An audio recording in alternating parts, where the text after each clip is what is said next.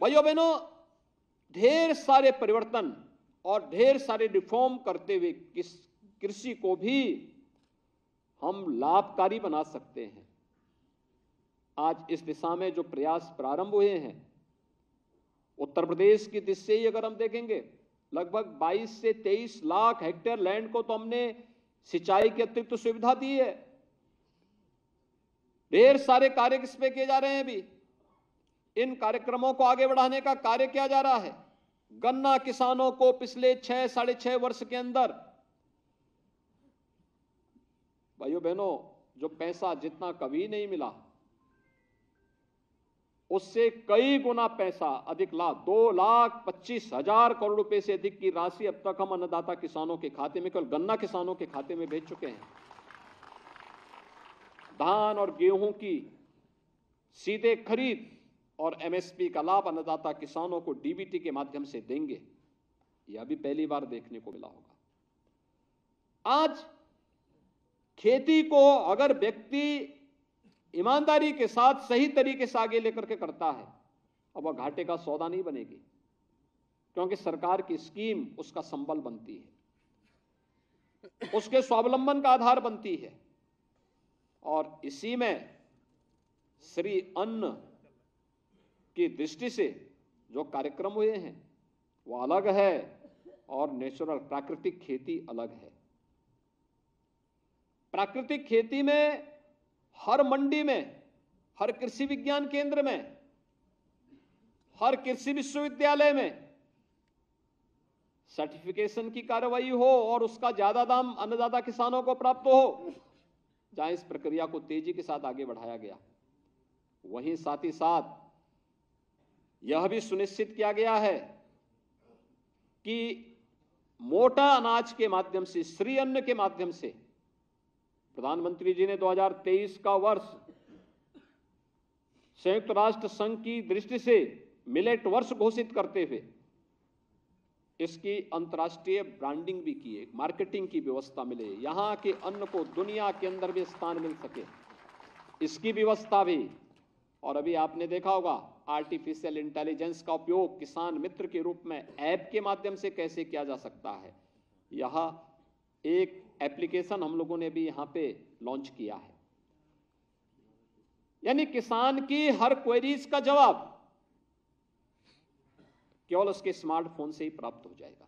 भाइयों बहनों, ये नए भारत का नया उत्तर प्रदेश है, जहां किसान का सम्मान होता है, उसके परिश्रम और पुरुषार्थ के सामने शासन उन्हें नतमस्तक होकर के सम्मान देता है। और यह इसलिए क्योंकि आपका परिश्रम और पुरुषार्थ न केवल उत्तर प्रदेश का सम्मान बढ़ा रहा है, बल्कि उत्तर प्रदेश के विकास की यात्रा का हिस्सा बनकर के उत्तर प्रदेश को देश की बड़ी अर्थव्यवस्था के रूप में स्थापित करने में मदद कर रहा है। आपके परिश्रम का परिणाम है कि हमने अपने कृषि विकास की दर को 9% तक पहुंचाया है, लेकिन इसको आने वाले समय में अगर हमें प्रधानमंत्री जी के विजन के अनुरूप प्रदेश को 2027-28 तक $1 ट्रिलियन की इकोनॉमी बनना है, तो हमें वर्तमान की विकास दर को इससे 3 गुना रफ्तार से आगे बढ़ाना पड़ेगा। और इसके लिए मैं आपका आह्वान करूंगा कि उत्तर प्रदेश में ये संभावना है और इस संभावना को परंपरागत खेती के साथ साथ वेजिटेबल की खेती, स्ट्रॉबेरी, ड्रैगन फ्रूट, इन सब में भी, और नेचुरल फार्मिंग की दिशा में भी आप कार्य करेंगे। कल हम लोगों ने यहाँ पे बहुत सारे फैसले किए हैं। खासतौर पर फैसला किया गया, जैसे सरकार ने पहले कहा कि निजी ट्यूबवेल जितने भी लगाए गए हैं प्रदेश के अंदर पहले थे, उनको हम फ्री में बिजली की कार्रवाई देने की कार्रवाई की दिशा में आगे बढ़ रहे हैं, जिससे उन किसानों पर एक बोझ अतिरिक्त कम किया जा सके। दूसरा, डीजल से चलने वाले जितने भी ट्यूबवेल हैं उनको हम सोलर पैनल देकर के डीजल की बचत करने की दिशा में हम आगे बढ़ने जा रहे हैं। और इसमें प्रदेश सरकार की सब्सिडी को बढ़ाने की प्रक्रिया के लिए भी कल एक बैठक करके हम उसको फाइनल दिशा में आगे बढ़ चुके हैं। इसके अलावा किसानों के, अन्नदाता किसानों की फसल को नुकसान होने से बचाने के लिए, जंगली जानवरों से बचाने के लिए सोलर पैनल और फेंसिंग की कार्रवाई हम लोगों ने जंगलों में कल कृषि और वन विभाग के साथ बैठक करके इस प्रक्रिया को आगे बढ़ाने के लिए निर्देश दिए हैं कि तेजी के साथ इसको बढ़ाइए।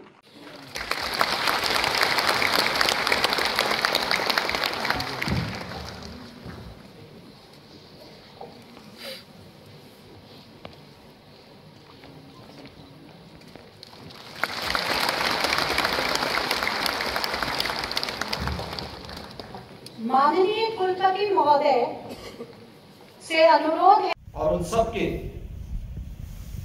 उज्ज्वल एवं मंगलमय भविष्य की कामना करता हूं।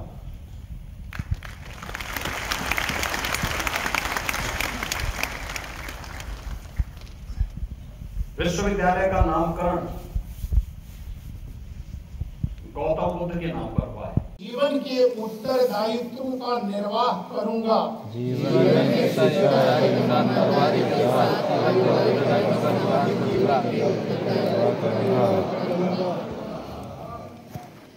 मैं भारत का एक योग्य नागरिक बना रहूंगा।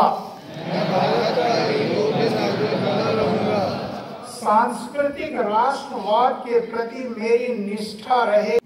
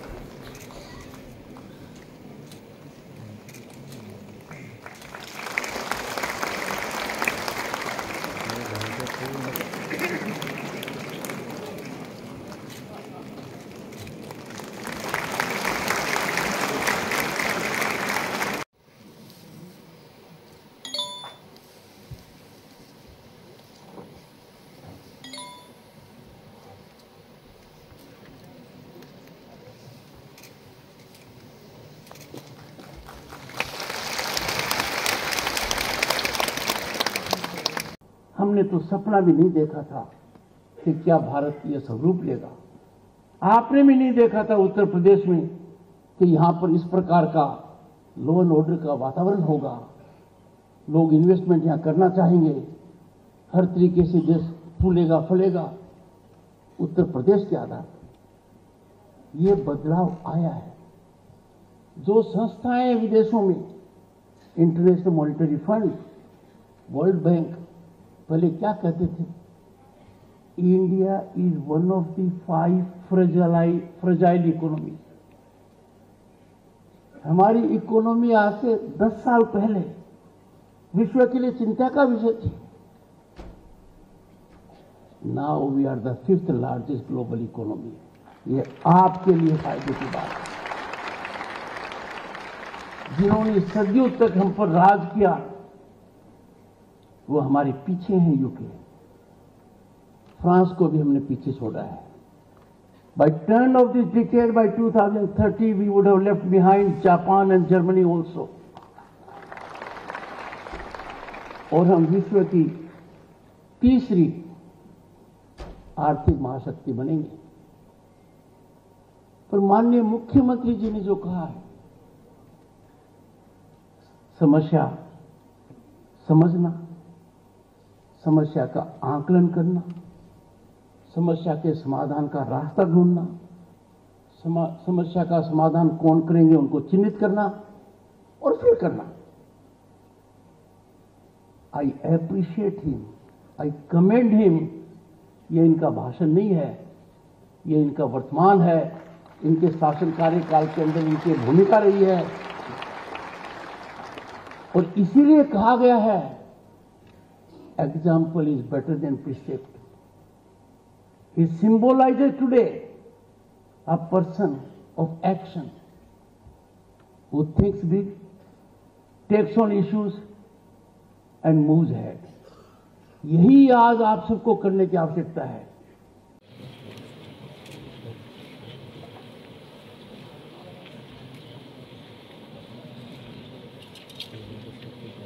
सुश्री Sonal Agarwal, school of engineering engineering and communication technology वर्ष 2017।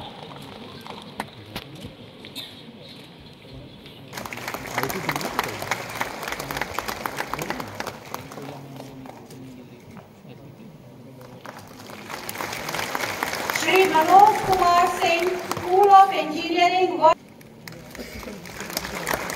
सुश्री Jyoti Chaplana, school of vocational studies and applied sciences वर्ष 2019।